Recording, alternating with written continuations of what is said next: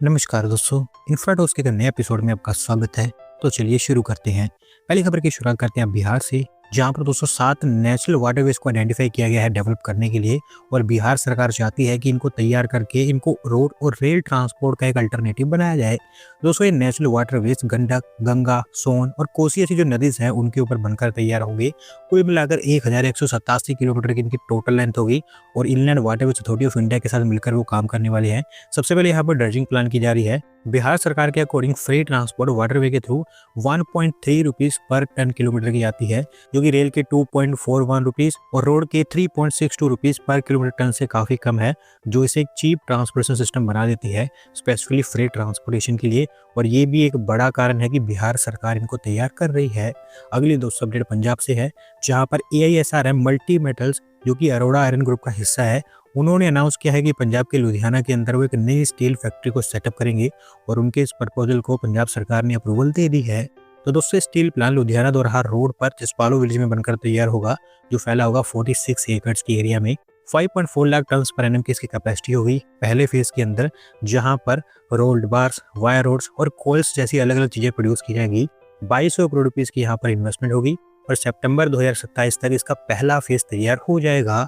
अगली दोस्तों अपडेट एक नए फ्री ट्रेड एग्रीमेंट को लेकर है, जहां पर भारत और यूरोपियन यूनियन के बीच में historic free trade agreement sign हो चुका है और इसके थ्रू आप कह सकते हैं कि ग्लोबल GDP का 25% कवर हो जाएगा।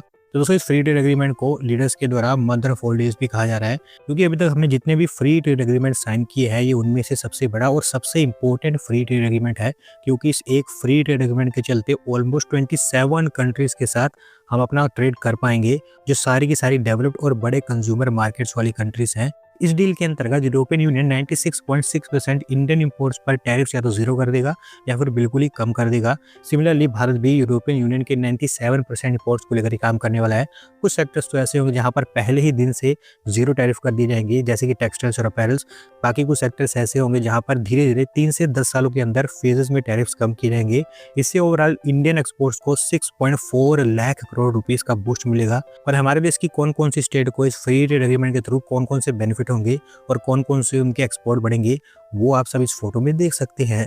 अगली दोस्त अपडेट मुंबई मेट्रो को लेकर है, जहां पर महाराष्ट्र कैबिनेट ने एयरपोर्ट मेट्रो लाइन को अप्रूवल दे दी है। फाइनली आप कह सकते हैं कि मुंबई और नवी मुंबई एयरपोर्ट को मेट्रो के साथ डायरेक्टली कनेक्ट किया जाएगा। तो दोस्तों ये बेसिकली मेट्रो लाइन 8 होगी, जिसको गोल्ड लाइन भी कहा जा रहा है। लंबे समय से इसकी प्लानिंग की जा रही थी। अभी फिलहाल 35 किलोमीटर के आसपास इसकी लेंथ बताई गई है, जिसमें से 9.25 किलोमीटर का हिस्सा अंडरग्राउंड होगा मुंबई एयरपोर्ट के टर्मिनल 2 से घाटकोपर ईस्ट तक, और बाकी 24.63 किलोमीटर का हिस्सा एलिवेटेड होगा घाटकोपर वेस्ट से नवी मुंबई एयरपोर्ट के टर्मिनल 2 तक। 20 मेट्रो स्टेशन यहाँ पर बनाए जाएंगे, 14 एलिवेटेड और 6 अंडरग्राउंड। 22,862 करोड़ रुपीज का इसके ऊपर खर्च आएगा। अभी फिलहाल सीएम ने ऑफिशियल्स को कह दिया है कि अगले 6 महीने के अंदर अंदर सारी लैंड भी यहाँ पर एक्वायर कर ली जाए और सारी की सारी अप्रूवल जो इसके लिए जरूरी है वो भी ले ली जाए। अगली दोस्तों अपडेट एयरक्राफ्ट प्रोडक्शन को लेकर है, जहां पर अडानी एरोस्पेस और ब्राजीलियन कंपनी एम्ब्रेयर के बीच में हिस्टोरिक डील साइन हो गई है कमर्शियल एयरक्राफ्ट की प्रोडक्शन को लेकर। और इसी के अंतर्गत आपको भारत की पहली commercial aircraft final assembly line Bharat में बनती हुई दिखाई देगी। तो दोस्तों अगर आपको याद होगा तो आज से कुछ दिन पहले ही इसके बारे में मैंने आपको बता दिया था कि अडानी और एम्ब्रेयर मिलकर इस डील को साइन करने वाले हैं, और अब इवेंचुअली साइन भी हो चुकी है।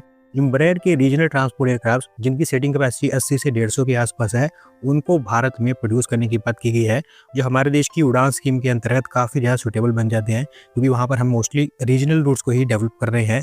अभी कोई लोकेशन तो अनाउंस नहीं की गई है कि कहाँ पर ये फैक्ट्री बनकर तैयार होगी, लेकिन धुलेरा और विशाखापट्टनम के अंदर भोगापुरम एयरपोर्ट को पोटेंशियल लोकेशन के रूप में प्रपोज किया गया है।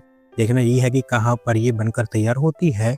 अगली दोस्तों अपडेट तमिलनाडु से है, जहां पर दोस्तों ऊटी के अंदर एक और नया रोडवे सिस्टम तैयार करने की प्लानिंग में है तमिलनाडु सरकार, और इसको लेकर चेन्नई मेट्रो रेल लिमिटेड और तमिलनाडु इंडस्ट्रियल डेवलपमेंट कॉर्पोरेशन ने एक जॉइंट वेंचर फॉर्म करके फिजिबिलिटी का काम भी स्टार्ट कर दिया है। तो दोस्तों ये रोडवे फिलहाल मैं आपको बता दूं कि काफ़ी ज़्यादा इनिशियल स्टेटस में है।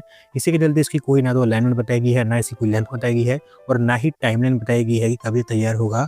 जो इकलौती चीज़ यहाँ पर बताई गई है वो ये है कि ये एक high altitude cable propelled roadway system होगा, जिसकी फिजिबिलिटी अभी स्टार्ट हो चुकी है, जिसमें फिजिबिलिटी के साथ साथ इसकी राइडरशिप पोटेंशियल, इन्वायरमेंटल और सोशल इम्पैक्ट्स भी देखे जाएंगे। अगले 4 महीनों के अंदर अंदर सारी चीजें यहाँ पर क्लियर हो जाएंगी। अगली दोस्तों update national highway authority of India को लेकर है, जो बेंगलुरु मैसूर एक्सप्रेसवे पर भी barrier free tolling system deploy करने जा रहे हैं और इसको लेकर उन्होंने टेंडरिंग वगैरह स्टार्ट कर दी है। तो दोस्तों इसको बेसिकली एक multi lane free flow tolling system भी कहा जाता है, जहां पर ENPR कैमरास और सैटेलाइट बेस्ड GPS सिस्टम का इस्तेमाल किया जाता है। बेसिकली इसके अंतर्गत होता यह है कि जब भी कोई व्हीकल इवन हाई स्पीड पर भी टोल से गुजरेगा तो ये टेक्नोलॉजी उन व्हीकल्स को आइडेंटिफाई कर लेगी, और क्योंकि यहाँ पर सैटेलाइट बेस्ड GPS सिस्टम लगा रखा है तो उसके चलते ऑटोमेटिकली उनके बैंक अकाउंट से टोल कट जाएगा। उनको अभी की तरह टोल प्लाजास पर वेट करने की जरूरत नहीं पड़ेगी। फिलहाल ये प्रोग्राम टेस्टिंग फेज में है और गुजरात के अंदर NH48 पर इसको डिप्लॉय भी किया हुआ है।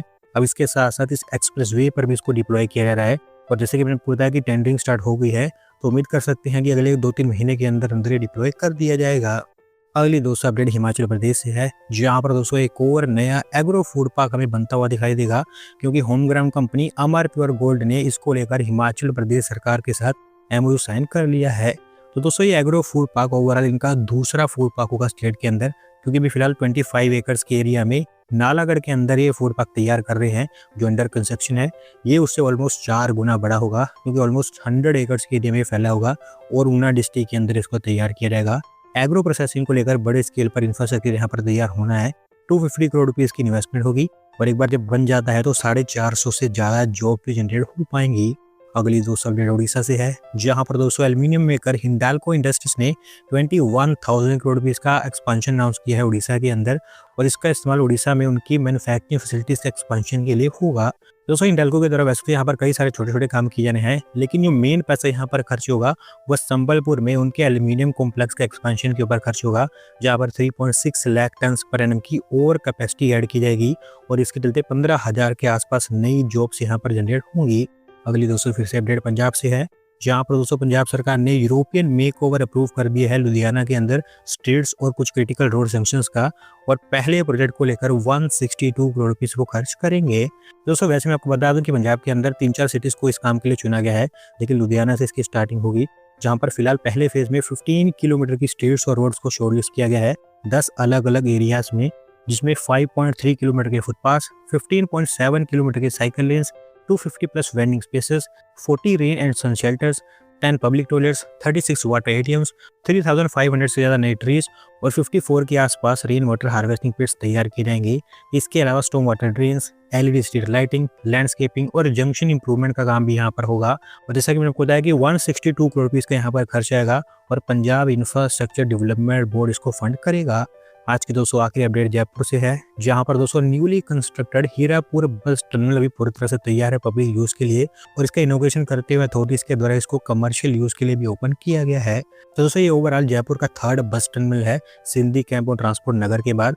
अजमेर हाईवे की तरफ जाने वाली जितनी भी बसेस हैं वो सारी की सारी इसी टर्मिनल से ऑपरेट हो पाएंगी। अभी फिलहाल जो प्राइवेट बसेस हैं उनको तो यहाँ पर शिफ्ट कर दिया गया है, आने वाले समय में जो गवर्नमेंट बसेस हैं वो भी यहाँ पर शिफ्ट कर दी जाएंगी। इससे ओवरऑल होगा है कि जयपुर के अंदर बहुत सारे जो सिटी जंक्शंस हैं वो आपको ट्रैफिक फ्री बनते हुए दिखाई देंगे। तो दोस्तों आज की वीडियो में बस इतना ही। अगर आप अपनी तरफ से अपडेट सबमिट करना चाहते हैं तो चिप्स मीडिया लिंक पर क्लिक करके सबमिट कर सकते हैं, और अगर आज की वीडियो पसंद आई हो तो वीडियो को लाइक करें, चैनल को सब्सक्राइब करें। धन्यवाद वीडियो को देखने के लिए।